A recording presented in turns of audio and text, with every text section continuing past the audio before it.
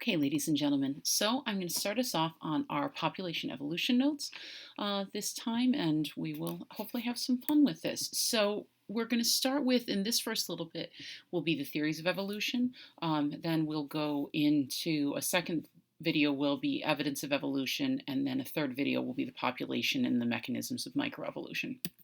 So the first theory of evolution was actually proposed by Jean-Baptiste Lamarck in the early 1800s, and he had a theory of acquired inheritance. So he looked at fossil records, he saw the current diversity of life, and that he suggested that organisms evolved by the process of adaptation. Not all that terrible. Big downfall in Lamarck's theory was that he felt that traits gained during a lifetime could actually then be passed on to the next generation. It's said that he sort of observed the blacksmith. Blacksmith has big bulging muscles. Blacksmith's son has big bulging muscles.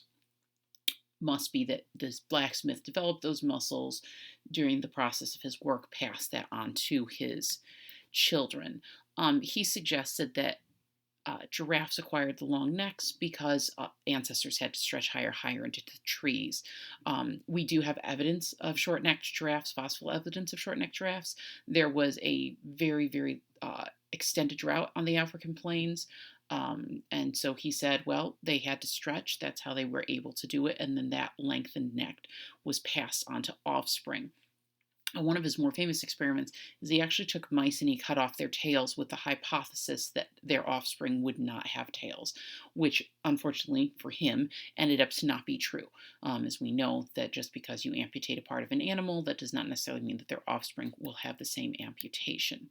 So a bit later came good old Charles Darwin. Okay, Darwin was actually supposed to originally have gone to medical school. He passed out at the sight of blood. He thought about going into the seminary for a while. He wasn't really sure what he wanted to do. His father was rather prominent and expected him to do something equally prominent. Luckily for Darwin, he was approached by a ship captain, the captain, coincidentally, of the HMS Beagle, who wanted somebody who could make science observations and whatnot along the way, along their voyage, but more importantly, to have somebody that he could eat dinner with every night. As a rule of thumb, the captain did not really socialize with the crew, and so he wanted somebody more on his intellectual level. And of course, Darwin's very famous for his observations in the Galapagos Islands. Okay, the Galapagos present a really wonderfully unique situation in that you do have a set of islands that are enough off the mainland that there's not population movement back and forth between the islands and the mainland, but close enough that it's obvious that the animals originated in one of the two places. This is just a picture of the iguanas in the Galapagos Islands. You actually have a marine iguana. They're really cool if you YouTube that, or maybe I'll put up a YouTube video. I'll share a link within the team's notes. They're really nifty, but they have these incredibly long claws that help them grip the rock and whatnot. Whereas the land iguana has much smaller claws, which makes sense because you don't want it to then get stuck in the trees. So Darwin went through a lot of thought process before coming to this theory of natural selection. He made some pretty vital observations. One thing was overproduction of offspring led to competition of limited resources. Many organisms overproduce offspring. If you think back to when you read Charlotte's Web, when you were in about second or third grade, there was something like 200 eggs in her egg sac. It might have been more. It's been a while now since I read it. Sea turtles lay literally hundreds of eggs. It's then, this whole adage of survival of the fittest. Individuals of a population then vary in characteristics, and many such traits are passed on to the offspring. Those traits that make them more likely to survive, more likely to breed, therefore they get passed on. The fact is human beings did this for centuries. If you were to go back into your family history, you would probably find a couple of families that were huge. I know, for example, my husband's grandmother was the youngest of 13. Well, only 9 survived to adulthood. It was not uncommon for you to lose 50% of your children in childhood. All those things you're vaccinated against now were pretty lethal back then, and the ones we've eradicated too. No IV fluids, no antibiotics, things like that that have, allowed us to all live wonderfully healthy, long lives that were often result with the lack of which often resulted in the death of children. The conclusion that he drew was individuals with inherited characteristics that make them best adapted to survive in their environment and reproduce and leave more offspring than less fit individuals. Okay. Keep in mind that bigger, faster, stronger is not always necessarily making them the most fit, but it was quite a startling conclusion. He at the time was very much ostracized for it because obviously this went very against the teachings of the church. Um, I will say that even in modern day times, I know at least the Catholic Church acknowledges evolution post creation. Like, they'll say, yes, we've changed over time. We are not. But at the time when Darwin proposed this, when he wrote on The Origin of Species, it was startling to them because they were still, God is perfect. God only creates perfection, therefore nothing changes over time. Now, he put together these several logical steps that supported his theory of natural selection. So you have competition among individuals. Not all individuals are equally fit. And then there is variation among the individuals within a population. This variation is, at least in some part, heritable. Okay, you have to have something that can be inherited in order for this to happen. Variation contributes to fitness. Fitter individuals will leave a larger contribution of offspring to the next generation.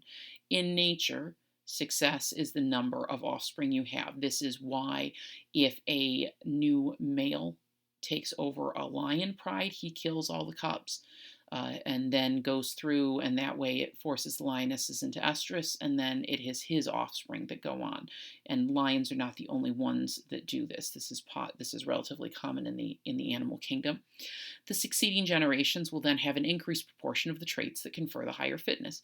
In the case of the giraffes, all of a sudden you had poor, Lenny the long-necked giraffe, probably got picked on just like Rudolph, okay, but was able to reach the leaves that were higher in the tree. There was some variation, honestly. So for those of you who don't know, giraffes have the exact same number of vertebrae in their neck that we do. It's just that they're larger. So some sort of mutation happened that caused the vertebrae size to become larger. And all of a sudden, they aren't having to compete with the wildebeest and the zebras and the antelope and the gazelles and all those other lower to the ground feeding animals, grazing animals. They're able to reach the resources nobody else can. Therefore, they're more likely than the shorter necked version to survive and reproduce and then pass that trait on to the next generation. So natural selection is a very prominent force in nature, and it's actually supported in the results of artificial selection, which we do all the time. Darwin actually derived a lot of his theory based on the fact that dogs were all the rage in Europe at the time when he was doing this. Populations tend to evolve in response to environmental conditions. We know that we as humans have been doing selective breeding for literally millennia. You cross this plant with that plant, we get a better product. You cross this dog with that dog, and all of a sudden it's better at hunting birds.